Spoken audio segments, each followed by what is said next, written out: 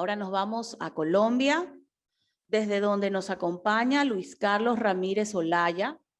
Él es licenciado en Biología por la Universidad Pedagógica Nacional y máster en Neurociencias por la Universidad Nacional de Colombia.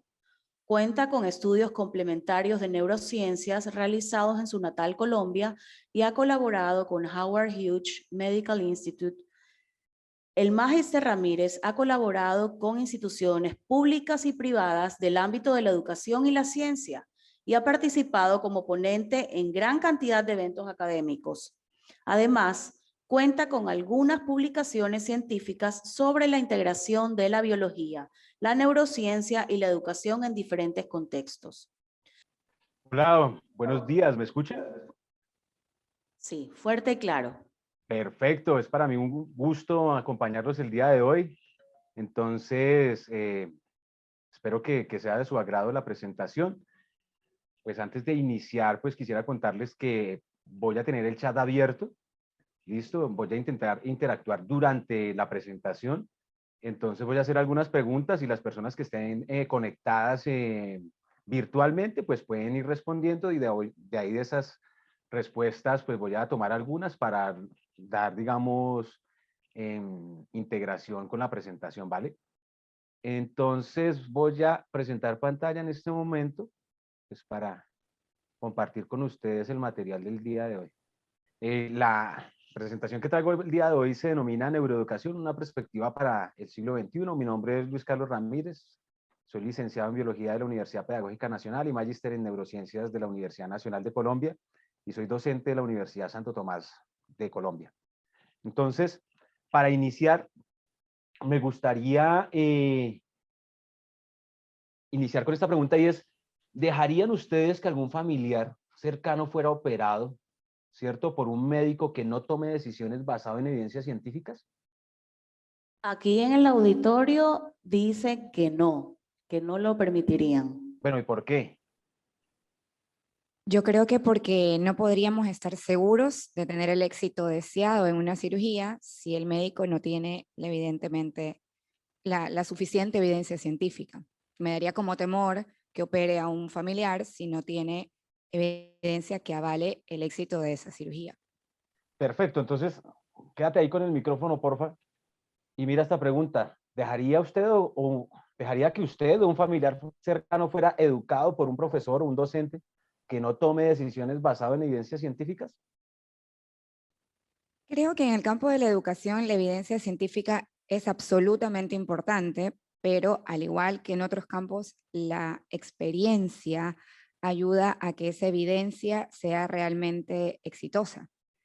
Entonces, no dejaría que mi hijo o un familiar fuera educado por alguien que no tenga evidencias.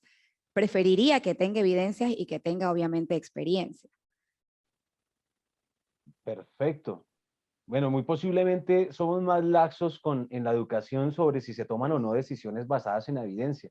Y sobre todo porque en medicina, si ese médico, no sé, está haciendo una cirugía de corazón abierto y no toma decisiones en evidencias científicas, pues muy posiblemente esa persona pues va a tener un desarrollo fatal, ¿no? En cambio, esas fatalidades que pueden cometer muchos de los docentes en la enseñanza no se notan de manera inmediata.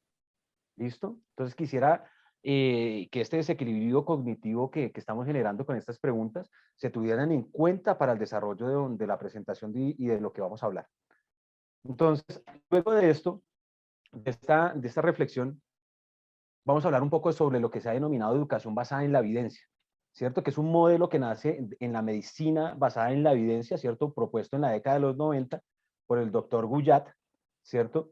Y este enfoque de medicina basado en la evidencia pues, consistió en plantear una buena pregunta, en buscar ciertos estudios científicos al respecto y hacer un análisis sistemático, sobre todo en conjunto con la evidencia publicada. Es decir, no todos los estudios publicados en revistas indexadas pueden tener la misma validez por los métodos que se desarrollan para tener en cuenta este tipo de investigaciones. Hay algunos métodos que pueden ser más o menos fiables dependiendo de su rigurosidad. ¿Listo? Entonces, este enfoque de la educación basada en la evidencia es tomado desde la medicina y hace parte importante de lo que se ha venido denominando neuroeducación.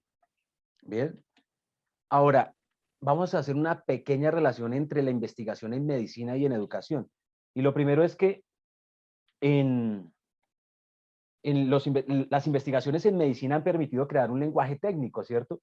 Que comparten los médicos chinos con los rusos, con los gringos, con los colombianos, ¿sí? Asociado a su práctica. Ahora, ¿será que ese lenguaje técnico existe en educación? Que sea compartido por profesores de diferentes partes del mundo.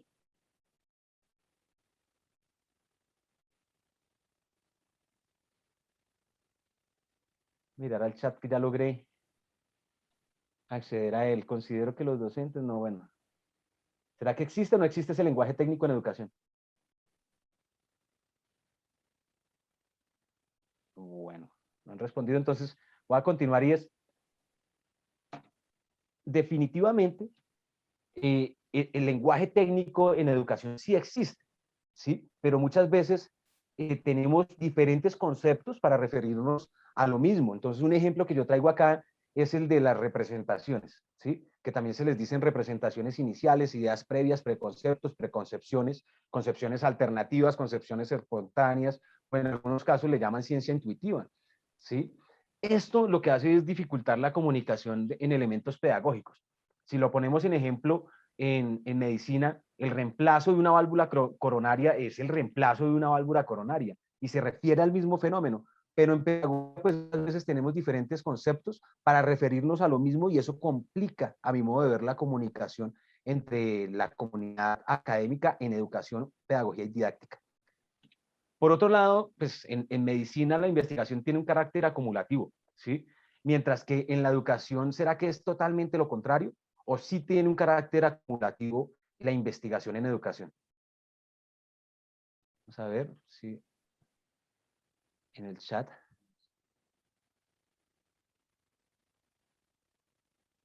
Preguntamos también aquí al auditorio, en la medicina, ¿la investigación tiene un carácter acumulativo, mientras que en la educación es totalmente al contrario?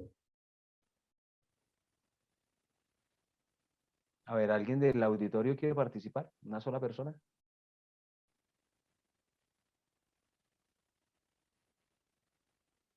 En el chat dicen que sí. O sea, sí tiene un carácter acumulativo. Sería más interesante un trabajo colaborativo que tuvieran en cuenta los referentes históricos. En educación los conceptos se renuevan, dicen también otras personas. Bien. Básicamente, pocos investigadores en educación buscan crear un cuerpo de conocimiento que pueda ser, primero que todo, probado, extendido, reemplazado de una manera sistemática, ¿cierto? Aquí hay que tener en cuenta que la educación es, en muchos aspectos, algo contextual, pero no por eso no quiere decir que hayan avances en educación, ¿sí? Que permitan a los docentes, ¿cierto? Pues desarrollar aspectos que pueden encontrar en diferentes journals especializados. La medicina tiene una cantidad de revistas especializadas para cardiología, para riñón, para pulmón, para muchas cosas, pero tenemos la misma cantidad de journals o revistas especializadas comparado con la medicina para mirar, digamos, qué elementos pedagógicos y didácticos se tienen para enseñar conceptos específicos. Es algo que quiero, digamos, poner sobre la mesa, pues para que cada quien indague y saque pues sus propias conclusiones. Algo importante es que tanto en medicina como en educación hay una sabiduría práctica, ¿sí? Y es como el conocimiento de lo que funciona o lo que no ayuda en la toma de decisiones. Y es algo que sin duda pues está en ambos aspectos, tanto en medicina y en educación, la experiencia. Pero muchas veces, ¿sí? En educación, los docentes tenemos en cuenta como, lo voy a decir entre comillas, las corazonadas de cómo enseñar X o Y tema y pocos se dan la oportunidad de mirar revistas especializadas de cómo otros docentes han intentado enseñar ese tema en específico. Un tema en el cual yo he venido pues abordando y desarrollando en diferentes tipos de investigaciones es la enseñanza de la evolución biológica, ¿sí? Y muchas veces uno como docente quiere inventar la rueda, pero la rueda pues ya está inventada y lo que hay es que buscar los journals asociados sobre esa temática que yo quiero enseñar. Esto nos lleva a las características principales, ¿cierto?, de la educación basada en la evidencia, que primero es la experiencia del docente en el aula, fundamental. Pero además de eso son los intereses y las necesidades de los estudiantes, tenerlos en cuenta para el desarrollo dentro de nuestro plan de aula o de lo que nosotros queremos enseñar. Y tercero, pues sería la evidencia científica asociada a este concepto o a ese procedimiento que yo quiero enseñar en el aula, ¿sí? Y estos tres elementos, la experiencia del docente, los intereses y las necesidades de los estudiantes y la evidencia científica deben ser igualmente tenidos en cuenta para tomar decisiones educativas informadas, ¿sí? Ese sería como el background de lo que se denomina educación basada en la evidencia, que es, como les dije, la base de lo que se ha venido denominando neuroeducación. Ahora, ¿qué ven ustedes en la presentación? ¿Qué me quiere contar? Vamos a ver el chat.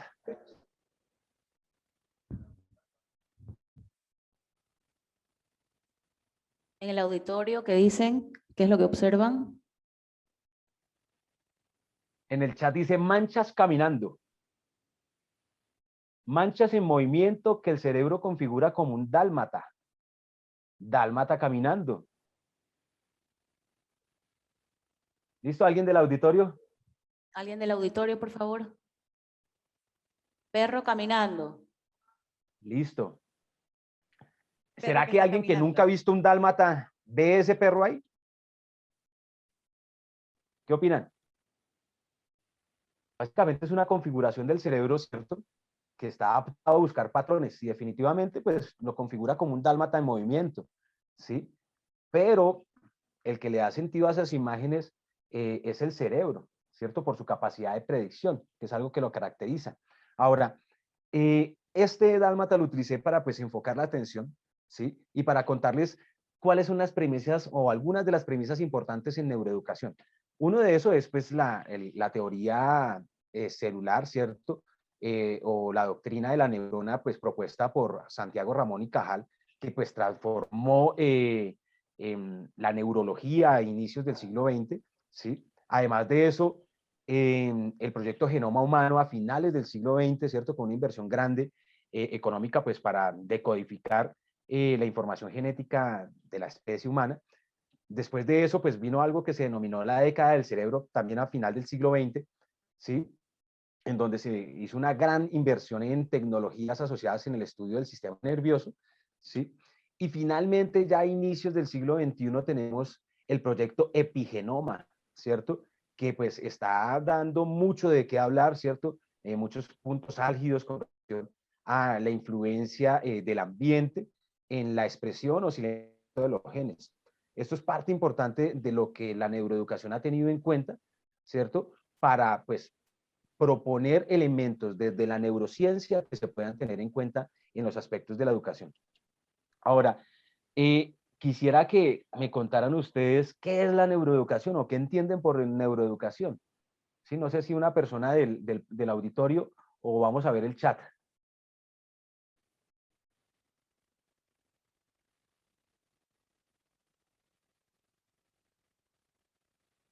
Acá, ¿por qué hago esa pregunta? Pues porque me gustaría pues conocer las representaciones iniciales que tienen sobre este concepto. Y cuando ustedes intentan recordar o establecer una definición, esa memoria, ¿cierto?, se vuelve lábil y al volverse lábil tiene la posibilidad de ser modificada y reconsolidada. Entonces es sumamente importante tener en cuenta las ideas previas en el momento de enseñar. Bien, en el chat nadie escribió, dice, las funciones del cerebro aplicadas en la educación y el aprendizaje. Alejandro Morales dice, procesos de educación basados en procesos neuronales, tiene en cuenta las evidencias de dichos procesos. Mónica Maurici dice, es cuando logramos entender los procesos que la mente emplea en desarrollar los aprendizajes. Listo, pues ya tenemos algunas representaciones iniciales sobre lo que ustedes consideran que es la neuroeducación, es uno de los temas que esperamos abordar en esta presentación. Y además de eso, pues hay otra pregunta que vamos a atender de abordar, y es cómo puede relacionarse con su práctica profesional este concepto pues relativamente reciente de la neuroeducación. Ahora, tenemos pues diferentes tipos de publicaciones, ¿cierto? Esta de Stern, que es una de las publicaciones iniciales de cómo se puede aplicar las neurociencias en la pedagogía, una publicación del 2005 en la revista Science, ¿sí? También tenemos esta publicación del 2010 en la revista Neuron, en donde se habla de neurociencia de educación y cuáles son las perspectivas que puede tener para el siglo XXI, ¿sí? Y finalmente tenemos esta publicación en Nature Neuroscience, ¿cierto? Del 2014, en donde se habla de la neurociencia y la educación en un horario estelar para construir un puente. O sea, si miramos las fechas de estas publicaciones en estas revistas especializadas, es algo que es sumamente reciente, ¿sí? Y más que todo las publicaciones están en inglés, ¿sí? Por eso entonces, en los países latinoamericanos y de habla hispana, es un tema que está, digamos, casi que a flor de piel, por decirlo de alguna manera, y pues yo considero que debe ser una perspectiva a tener en cuenta en los países latinos en la educación para el siglo XXI. Ahora, con relación a estas afirmaciones, me gustaría pues mirar algunas, ¿sí? Por lo menos esta que es el punto 12. A ver qué opinan ustedes. Si es, hay periodos críticos en la infancia después de los cuales ciertas cosas ya no se pueden aprender. ¿Qué opinan sobre esa afirmación? En el chat y en el público. ¿Será cierta? ¿No? ¿Qué opinan acá? Falso. En el chat dicen falso, el cerebro siempre aprende. Norca dice no lo comparto.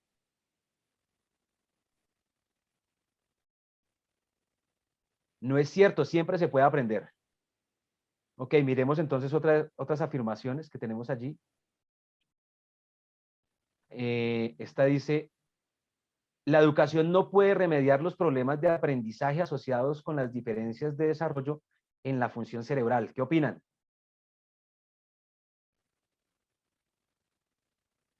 A ver, miremos el chat. Las personas del auditorio, Dicen tenemos siempre, una... dale, en Ya, el auditorio. referente a lo que indica mi forma de pensar, es que es verdad, el cerebro va aprendiendo siempre, pero desde si comenzamos el trabajo, el neuroaprendizaje con los niños más pequeñitos, entonces el cerebro va a ir trabajando de poco a poco. Entonces, un niño bien trabajado desde la primera infancia va siempre aprendiendo de una manera mucho mejor y que una persona que le vas a ingresar conocimientos tal vez cuando no tuvo este proceso de neuroaprendizaje en el kinder. Ok. Listo, muchas gracias por tu apreciación. Tenemos aquí otros tipos de afirmaciones. Si no, no nos vamos a quedar en todas, vamos a mirar solamente una. Esta. ¿Qué opinan? Solo usamos el 10% de nuestro cerebro. ¿Qué opina el público? Tenemos una respuesta del público sobre la anterior. O Dale. sea, buenos días. Yo considero que es verdad una parte en la que dice sobre la afirmación de que hay periodos críticos en la infancia de los cuales ciertas cosas no se pueden aprender. Creo que en el proceso de crecimiento y desarrollo, cuando un niño aprende, por ejemplo, a succionar o a caminar, hay ciertas cosas que después de ese periodo de la edad escolar, pues ya no es que se aprenden porque ya las aprendió. Hay otras cosas que se reaprenden y que se mejoran, pero creo que la afirmación tiene un porcentaje de veracidad. Perfecto, gracias por tu participación. Miremos acá. Betty nos dice, probablemente la educación no se desarrolla o estimula el resto de la capacidad cerebral. Esta me imagino que es asociada a que solamente usamos el 10% del cerebro. No sé qué opina alguien del público. ¿Alguien del auditorio? Solo usamos un 10% de nuestro cerebro.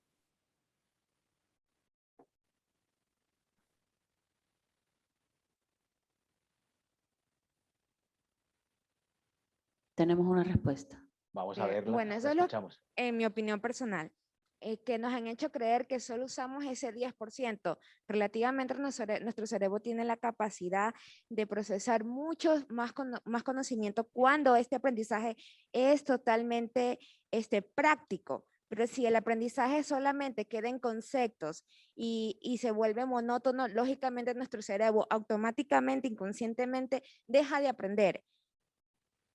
Ok, listo. Muchas gracias por tu participación. Entonces, acá tenemos pues diferentes tipos de afirmaciones, bien, que están asociadas a la neuroeducación. Acá nos dicen Orca, la educación no solo son para las personas aptas y buenas, sino también para las personas con discapacidades. Bien, muchas gracias, Norca, por tu apreciación. Entonces, tenemos acá diferentes tipos de afirmaciones, ¿cierto? Las personas aprenden mejor cuando reciben información en su estilo de aprendizaje preferido. Por ejemplo, auditivo, visual, kinestésico. Cada uno de ustedes ya se puede hacer una representación si piensan si esto es cierto o no. Ahora, yo lo que les puedo contar es que todas esas afirmaciones que están ahí para Paul Howard Jones, ¿cierto? En una publicación en Nature, ¿cierto? En Review de Neurociencia, los tipifica como neuromitos, ¿sí? Son neuromitos, ¿cierto? Muy, muy comunes en educadores. Listo, también encontramos que se han hecho estudios en el 2017 si hay prevalencia o no de estos neuromitos en profesores en Grecia. Y también en el 2018 tenemos otra publicación en Fronteras de Psicología, en Psicología, y parece ser que es irrelevante estos neuromitos con relación a la efectividad de los profesores. ¿Listo? Habría que mirar cuál es la evidencia que hay disponible, ¿cierto? En los diferentes journal o publicaciones o revistas especializadas con relación a estos neuromitos. Pero entonces, cuando uno mira la prevalencia de estos neuromitos en los profesores de América Latina, se da cuenta de que, pues, básicamente hay un amplio porcentaje, ¿cierto? Esta es una publicación de la revista especializada My Brain Education, y pues nos podemos dar cuenta de que hay muchos neuromitos identificados, ¿cierto? Como válidos, es decir, en diferentes poblaciones, en Perú, en Argentina, en Chile, y en otros estaría Colombia. Lastimosamente este estudio no tuvo en cuenta profesores en Ecuador, o sea que es una perspectiva a tener en cuenta para hacia el futuro. También podemos darnos cuenta que también incide el nivel de los profesores, si son en primera infancia o en escuela primaria o en secundaria o en educación superior, y también si las personas declaran o no haber leído textos de ciencias generales, de literatura científica primaria, de material neurocientífico, ¿sí? O aquellos que no lo hacen, pero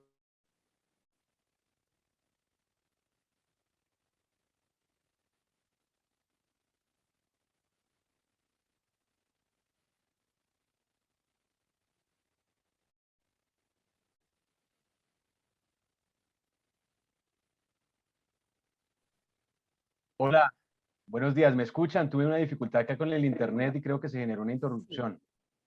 Lo escuchamos. Perfecto, entonces No lo vamos a ver. vemos todavía, pero lo escuchamos. Ah, ok, listo. Entonces voy a compartir pantalla de nuevo para darle continuidad a la presentación y me disculpan el inconveniente, pero es algo que no está en mis manos. ¿Listo? ¿Ya Ahora lo visualizan la vemos presentación? también. Sí, sí, lo vemos Perfecto. perfectamente. Entonces, algo de los neuromitos es que son muy regulares dentro de los profesores en Latinoamérica y habría que profundizar en la investigación si esos neuromitos inciden o no en la efectividad que pueden tener los profesores en diferentes niveles, desde educación inicial hasta educación universitaria. Ahora, ¿qué compone la neuroeducación? Básicamente es generar un puente entre la neurociencia, la psicología y la pedagogía, ¿cierto? Y en cada intersección, pues se va a generar un campo emergente, ¿sí? Por lo menos, por ejemplo, entre neurociencia y psicología, pues hay un campo emergente que es la neuropsicología. Entre neurociencia y la pedagogía, pues sería la neurociencia educacional, ¿sí? O en el otro caso sería la psicología educativa. Y ya cuando tenemos una intersección entre los tres en este campo interdisciplinar, tendríamos lo que denominamos neuroeducación, que es una asociación entre mente, el cerebro y las ciencias de la educación, ¿sí?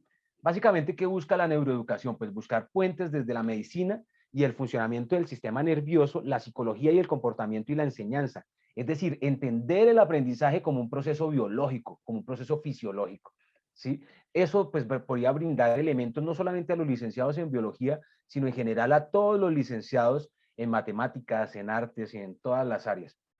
Por otro lado, la neuroeducación pues busca implementar avances sobre los procesos que están asociados con el aprendizaje y la memoria, como la emoción principalmente, la curiosidad y la atención. ¿Listo? Y finalmente, estos hallazgos de la neurociencia pueden traducirse o no en una mejora social, afectiva y cognitiva de nuestros estudiantes. Un enfoque que quise traer acá en este congreso es el enfoque o que se denomina cuadrante de Pasteur, ¿sí? O potencial translacional. Y es cómo encontrar un nicho en que la investigación, ¿cierto? Sea igualmente importante, ¿cierto? Para la investigación básica y la investigación aplicada, ¿sí? Desde la perspectiva, pues desde las neurociencias aplicadas a la educación. Y traje pues específicamente datos específicos. Uno es la fisiología de la educación y otro es la educación fuera de la escuela. Dentro de la fisiología de la educación, ¿sí? Pues tenemos, primero que todo, para empezar, un buenos días, ¿no? La actitud con la que usted llegue a los estudiantes, su corporeidad, ¿cierto? Las emociones que usted muestre con su cara, pues son claves, ¿sí? Y además de eso, lógicos, en este caso asociados a una dieta pobre. O sea, todos los contextos latinoamericanos tienen una población, ¿cierto?, de base, que tienen unas dificultades por su condición de clase en la nutrición, ¿sí? Y esta nutrición inadecuada, pues va a obstaculizar el aprendizaje, ¿sí? Difícilmente un niño sin desayunar, sin cenar, va a tener, digamos, una predisposición cognitiva y emocional para el aprendizaje, ¿sí? Por eso, digamos, se habla sobre la provisión de alimentación escolar, que es clave, ¿cierto? ¿Por qué? Porque pues los papás pueden mandar a sus hijos con mayor frecuencia a los colegios, pues para que tengan este proceso de alimentación que puede estar asociado pues al rendimiento. Y además de eso, debemos tener en cuenta que hay algunos beneficios del ejercicio físico, ¿cierto? Y del enriquecimiento ambiental, que puede estar asociado a la neurogénesis, ¿sí? Otro neuromito es que se supone que no se generan células, o más bien neuronas nuevas, luego de nuestro nacimiento, y es falso. Se ha comprobado que en el giro dentado del hipocampo se generan durante todo el transcurso de nuestra vida células nuevas, y al parecer están asociadas a la consolidación y a la formación de memoria. Y también el ejercicio físico y el enriquecimiento ambiental está asociado a la plasticidad. Esto de la neuroplasticidad, pues, en muy pocas palabras, es el establecimiento de nuevas conexiones neuronales o de nuevas sinapsis, ¿sí? Un ejemplo podría ser los niños que son criados en orfanatos, ¿sí? Que regularmente son espacios con un ambiente pobre de estímulos, ¿sí? Y este ambiente pobre se puede ver reflejado en dificultades tanto cognitivas y emocionales de estos niños que que tienen su desarrollo en estos tipos de espacios. Otra asociación muy importante, que es la que yo vengo investigando junto con el Laboratorio de Neurociencias de la Universidad Nacional, es la influencia del estrés en el aprendizaje y la memoria. Y no solamente del estrés, sino también de las emociones. ¿Listo? Entonces, ya digamos, por evidencia experimental sabemos que el cortisol, ¿cierto?, que es la hormona asociada al estrés, tiene efectos sobre la memoria, ¿sí? Y sabemos que la memoria emocional, pues, tiene muy buena recordación. Tanto así que pues tenemos que ir en ocasiones al psicólogo, ¿cierto? Por eventos emocionalmente demandantes que denominamos traumas, que son difíciles de olvidar, ¿sí? Pero no solamente las emociones negativas deben ser utilizadas, ¿cierto? Más que deben ser utilizadas, hay una invitación a utilizar esta memoria emocional, pero con las emociones positivas dentro de la escuela que han sido descuidadas de manera sistemática, ¿sí? Ahora, la escuela es un ambiente estresante tanto para los profesores como para los estudiantes. Los profesores tenemos una demanda emocional que puede provenir desde las directivas y desde las directivas a los coordinadores. Y hay una cadena de estrés, ¿cierto? O de emociones emocionalmente demandantes, perdón, estímulos emocionalmente demandantes que nos cargan. Además de eso, también somos seres humanos que tenemos una vida fuera de la escuela, ¿cierto? Y pues van a haber cargas emocionales que pues muchas veces no estamos ni preparados, ¿cierto?, ni informados para poderlas manejar. Y para los estudiantes lo mismo, ¿sí? Hay muchos eventos de frustración, también eventos de la relación con sus compañeros que generan estrés dentro de la escuela. Y esto, pues, nos lleva a una pregunta, y es, ¿qué es el estrés? ¿Sí? El estrés, pues, ha sido definido como situaciones emocionalmente demandantes que pueden presentarse de manera crónica, y cuando se presentan de manera crónica, pues hay afectaciones graves en la salud. ¿Quién propone este concepto de estrés? Es Hans Selye, ¿cierto? Lo denomina al inicio síndrome de adaptación general, y saca ese término del estrés de la ingeniería, y es qué tanto un material puede soportar la flexión antes de romperse, ¿sí? Y pues cómo se da cuenta él de las situaciones estresantes, pues cómo hay manifestaciones comportamentales, o habían manifestaciones comportamentales de las personas que asistían a urgencias, ¿sí? En la medicina. Ahora, dice Hans Selye, pues manifestaba que el estrés pues residía en todos los sujetos, ¿cierto? Durante todo el tiempo, dependiendo de la exposición a diferentes demandas inespecíficas o a estímulos determinados, ¿sí?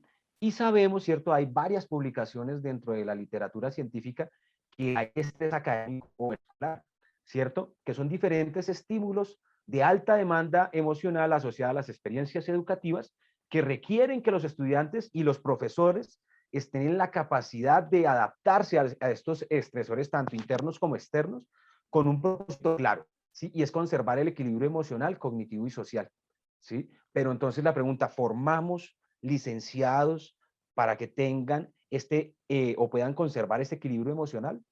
¿Sí? ¿O simplemente nos dejamos llevar por los diferentes estímulos que podemos encontrar dentro de la escuela? Ahora, sabemos que estos fenómenos estresantes pueden tener un impacto en los procesos de aprendizaje y la memoria. Es decir, que pueden ser ambivalentes los efectos del estrés, pueden ser complejos. En algunos momentos pueden mejorar la consolidación de memoria, o en otros pueden deteriorar el efecto sobre la memoria o recuerdos, ¿cierto? Es decir, van a incidir en la calidad de los recuerdos estos estímulos emocionalmente demandantes, ¿sí? Y hay algo que es sumamente importante, y es que es clave el impacto moderado en el estrés para los procesos de memoria.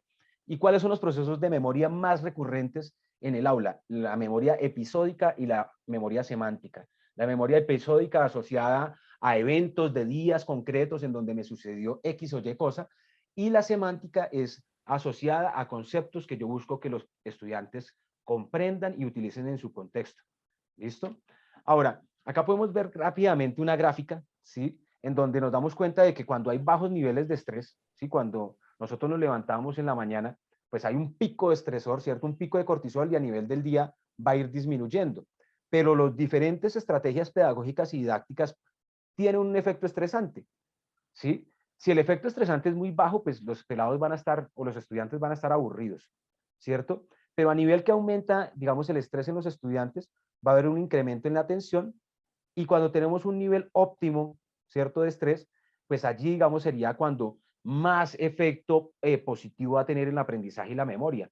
Pero si ya nos pasamos, ¿cierto?, el estrés al que sometemos a nuestros estudiantes, pues vamos a generar ansiedad y colapso total. Yo creo que todos hemos sufrido en algún momento de nuestra vida un bloqueo, ¿sí? Y ese bloqueo, pues, se va por un impacto alto de estrés, en donde, pues, no tenemos las estrategias para manejarlo. ¿Listo? Ahora, la influencia del estrés en el aprendizaje, pues, es asociado a cambios fisiológicos, como puede ser la frecuencia cardíaca, ¿cierto? Y el nivel de saturación de oxígeno en sangre, ¿sí? Y también endocrinos, y es el nivel de cortisol, ¿cierto? Y también de dopamina, adrenalina y noradrenalina, que se denominan catecolaminas en los estudiantes, y esto es susceptible de indagar con investigación científica dentro del aula. Ahora, cuando se inicia un encuentro estresante, también tenemos en cuenta que pues, hay una relación entre los comportamientos y los estímulos que recibimos del ambiente. Es decir, aquí, digamos, en esta publicación de Science of Learning, ¿cierto?, que es una filial de Nature, en una publicación del 2016, dan cuenta de cómo el estrés puede ayudar a la codificación de la información cuando se aplica estrés antes y después de la codificación de la nueva información. Ahora, esa información se va a consolidar en el momento del sueño, ¿sí? Y también, digamos, se puede bloquear el recobro o la actualización de la información cuando se generan eventos estresantes antes de hacer el recuerdo o antes de hacer la actualización. Por eso, si usted estresa a un estudiante antes de una evaluación, muy posiblemente así él vaya o haya estudiado, pues va a sufrir ese bloqueo del que veníamos hablando. Ahora, ¿cuáles son los efectos del estrés sobre la memoria? El estrés durante el estrés durante o antes de la codificación puede aumentar la formación de memoria, nos dice la evidencia científica. Ahora, el estímulo emocional, cuando está relacionado con un contexto estresante, puede mejorar la formación de memoria, ¿sí? Y pues lo que veníamos hablando, y es que los eventos emocionalmente excitantes son típicamente bien recordados. Si ustedes en este momento cierran sus ojos y piensan en un recuerdo, ¿sí? Es bastante probable que ese recuerdo que vino a su mente tenga una alta carga emocional, ¿sí? Y esa alta carga emocional puede ser negativa si es un trauma o puede ser positiva. ¿Cuál es la invitación? Que utilicemos emociones positivas en el desarrollo de nuestras estrategias pedagógicas y didácticas dentro de las clases, ¿sí?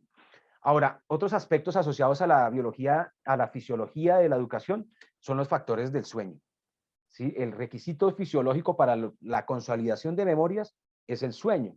Ahora, ¿qué pasa con el sueño? Pues mejora la memoria y su interrupción puede producir déficit en el aprendizaje, ¿sí? Ahora, sabemos que en los humanos el sueño mejora la consolidación, la reconsolidación y el recobro o recuperación de las memorias, ¿sí?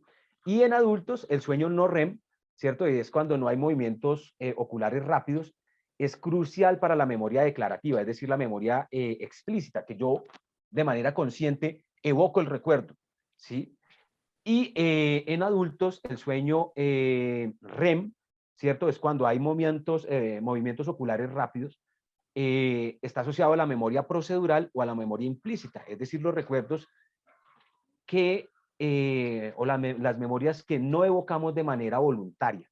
Ahora, en los niños tenemos evidencia que el sueño no REM, es decir, el sueño profundo que se puede tener en las siestas diarias diurnas, en las siestas diarias diurnas, perdón, ¿cierto?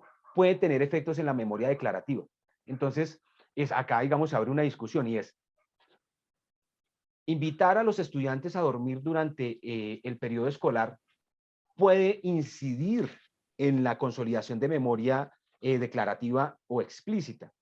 Pero también se podría pensar, ¿cierto? Y es que se pierde, entre comillas, tiempo para que los niños y las niñas tengan este periodo de actualización de información. Entonces, pues, es básicamente, digamos, una inquietud que queda sobre la mesa, y es si incluir o no periodos de sueño en las escuelas. Ahora, otro punto importante es la educación fuera de la escuela, y es, los niños regularmente pasan el 85% del tiempo de su vigilia fuera de la escuela. No sé cómo pasa en Ecuador, la tendencia acá en Colombia es que se está alargando la jornada, ¿sí? Entonces eso puede obedecer más que a decisiones asociadas al aprendizaje, a la memoria, a decisiones políticas y de manera personal es que necesitan que los hijos de los obreros estén en guarderías que durante más tiempo, ¿sí? Y los niños, a mi modo de ver, deben tener tiempo para ser niños, ¿sí? Ahora, fuera de la escuela también hay una interacción sumamente importante que es la relación padre-hijo, que tiene un papel preponderante en el desarrollo del niño, ¿sí? Y es qué tanto tiempo ustedes invierten con sus hijos, ¿sí? Para jugar, para desarrollar actividades físicas, para desarrollar actividades de aprendizaje, musicales, artísticas, ¿sí? Ahora, la calidad y la cantidad del juego que podamos desarrollar, ¿cierto? Con nuestros hijos es fundamental por los procesos emocionales y sobre todo para la preparación de la escuela en cómo reaccionar ante eventos adversos o estímulos emocionalmente demandantes o estresantes, ¿sí? Y fuera de la escuela, pues también podemos tener diagnósticos médicos, alteraciones cognitivas que puedan tener nuestros hijos, ¿sí? O también pues, en primera infancia se acostumbra, por lo menos aquí en Colombia, a hacer exámenes de emisiones otoacústicas para mirar, digamos, el estado de escucha de los que van a ser los estudiantes. Y finalmente, pues acá pues una asociación es que se sugiere desde la neurociencia que las palabras son las unidades de lectura, ¿sí? Entonces, ¿y por qué lo puse acá en educación fuera de la escuela? Pues yo pienso que más que dejar la tarea del desarrollo de la lectoescritura a la escuela, también debe ser algo que implique a los padres de familia, ¿no? Ahora voy a pasar rápido porque pues no quiero pasarme con la agenda a pesar de los inconvenientes que tuvimos. Y hay 5 pilares constitutivos sobre la experimentación en la escuela, que pues, a mí me parece fundamental. Una es que la neurociencia educativa pues da forma a algunos aspectos éticos y prácticos de cómo vincular la biología del aprendizaje y la memoria en la educación formal. Pero sobre todo se debe tener en cuenta en cuándo, cómo y dónde la neurociencia puede y no ser relevante para los procesos educativos. Asimismo, hay que tener en cuenta los estudios de campo. Son sumamente necesarios. No es suficiente llevar estudiantes a un laboratorio, sino hay que estudiar e investigar a los niños en su contexto, ¿sí? Entonces, examinar la validez de eso que sale en neurociencia en el aula. Eso es algo fundamental y pues constituyen una frontera de investigación casi que sin explorar, ¿sí? Como tercer punto fundamental es que la educación, ¿cierto?, debe funcionar como fuente de inspiración de investigación para las neurociencias en condiciones experimentales, ¿sí? Y estos diseños experimentales pues pueden estar dados en laboratorio donde llevemos los estudiantes y también en el aula, ¿sí? Para mí es sumamente importante que sean en el aula, en el contexto escolar, porque un estudiante es una cosa solito en un espacio y otra, digamos, ya en contexto con el resto de los niños. Y algo clave es que se debe integrar el conocimiento de los maestros para avanzar en los diseños experimentales más realistas, más ecológicos. El cuarto punto es que los conceptos fundamentales del cerebro, ¿sí?, deben hacer parte de la formación profesional del maestro, ¿sí? ¿Para qué? Pues para proporcionar una herramienta científica para hacer frente a lo que denominamos neuromitos o a los prejuicios que puedan tener con relación a los elementos biológicos del aprendizaje. Y finalmente, esto ya más enfocado a la formación de docentes, hay que formar una nueva generación, ¿cierto?, de estudiantes capaces de avanzar en la investigación en neuroeducación para que se visualicen, ¿cierto?, los vínculos entre educación, cognición y función cerebral. ¿Listo? Ahora, yo no sé si ustedes se dieron cuenta, pero en cada diapositiva pues había un paso que estaba siendo enunciado. Esos pasos hacen parte de lo que Roberto Rosler de la Asociación Educar denominó clases cerebralmente amigables, ¿sí? Entonces el paso 1 era llegar a sus alumnos, es decir, enfocar la atención, que lo intentamos hacer con lo que se suponía era un dálmata caminando, hacer algunas reflexiones, que fue cuando preguntamos qué era para ustedes neuroeducación y cómo lo podían aplicar a su aula. Después decodificamos y miramos qué era esa vaina de la neuroeducación y cuáles eran sus principales características. Luego miramos cuáles eran los aspectos fisiológicos, ¿cierto? Y la educación fuera de la escuela, dando algunos ejemplos prácticos. Repasamos sobre algunas condiciones con las cuales se puede vivir y en este momento, si quisiéramos, podríamos someter a alguno de ustedes, ¿cierto?, a estrés, preguntándoles en qué momento, ¿cierto?, es prudente o no aplicar estrés a los estudiantes para consolidar mejores aprendizajes. Ya para finalizar, digamos, algo clave dentro de la neuroeducación son las emociones, ¿sí? En donde las emociones pues se simbolizan en el teatro del cuerpo, ¿cierto? Las emociones son las que expresamos y los sentimientos están representados en el teatro de la mente, son mucho más personales. Es clave tener en cuenta para la educación del siglo XXI las emociones y es algo que regularmente no se forman los licenciados en diferentes niveles, ¿sí? Quisiera recomendarles de pronto este Atlas de las Emociones que fue diseñado por Paul Ekman, ¿cierto? Una de las personas que más ha estudiado las emociones primarias en el mundo y lo desarrolló con el Dalai Lama, ¿sí? Y es básicamente una línea de ruta de cómo hacer un manejo adecuado de las emociones. Es una estrategia bastante interesante. Atlas de las Emociones, por si lo quieren mirar. Y finalmente, pues, a las personas que les interese, digamos, cómo las emociones y las actitudes se asocian a la naturaleza de la ciencia en la educación científica, les recomendaría esta publicación que realizamos junto con el doctor Gonzalo Peñalosa y el máster Pablo Moreno. Listo, pues muchas gracias por su atención y quedo pues a su servicio y a sus órdenes en este correo electrónico que no creo que no se ve bien, se dañó la presentación ahí. Entonces, pues muchas gracias. Gracias, Luis Carlos. Realmente muy interesante y probablemente nos pudiéramos quedar conversando al respecto mucho tiempo más. Esperamos tener la oportunidad de compartir en otro momento contigo. Gracias. Ok. Gracias a las personas que nos están siguiendo de manera virtual por consultar con el doctor las preguntas. Si alguien más del auditorio desea hacer otra pregunta, si no, damos paso al receso.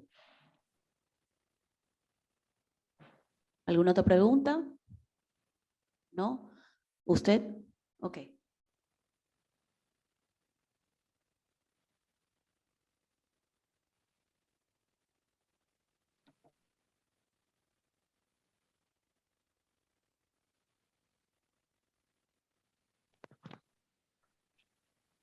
¿Cómo involucrar al padre de familia de forma asertiva en la educación, sabiendo que siempre va a comparar educación ordinaria y educación especial? Pues ahí no me queda muy claro de qué se referiría con educación ordinaria y educación especial, pero cómo involucrar a los padres de familia de manera asertiva. Acá en Colombia hay algo que se llaman las escuelas de padres, y regularmente asisten a las escuelas de padres los papás que están más comprometidos con la educación de sus hijos, ¿sí? Y los papás, ¿cierto? Que uno quisiera que asistieran, ¿cierto? Para que pudieran, digamos, reforzar estos procesos de aprendizaje, son los que no asisten a las escuelas de padres. Entonces, yo diría que estaría directamente asociado al compromiso que tienen los padres de familia asociados al aprendizaje de los estudiantes, ¿sí? Al aprendizaje desde la escuela y el aprendizaje que también se da en casa. ¿Listo? Hay papás que de pronto están poco o nada comprometidos con el proceso de aprendizaje de sus hijos, tanto a nivel cognitivo, emocional y kinestésico, ¿sí? Y eso es algo que resulta clave.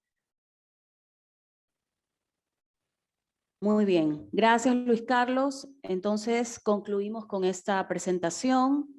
Es el momento de un receso. Para quienes participan de este evento en modalidad virtual, la conexión quedará abierta. Quienes nos acompañan en modalidad presencial están invitados a servirse un refrigerio. Retornamos la actividad a las 11:30. Muchas gracias nuevamente. Listo. Yo quisiera responderle la pregunta a Norca que nos hace por el chat. No sé si de pronto está abierto el micrófono todavía, y es, esos Está. pasos de las clases cerebralmente amigables son una recomendación, ¿sí? Pero eso no es una receta para el éxito dentro de la neuroeducación. Son unos pasos recomendables que uno quisiera tener en cuenta para la organización de sus clases, pero no es una receta que asegure el éxito. ¿Vale, Norca? Hasta luego, que esté muy bien. Bien, muchas gracias.